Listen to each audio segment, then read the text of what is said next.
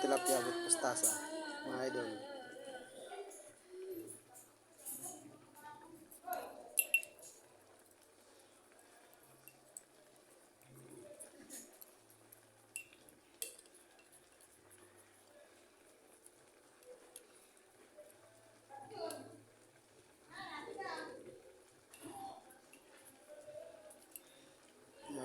Pinapaksi muna natin bago natin gataan.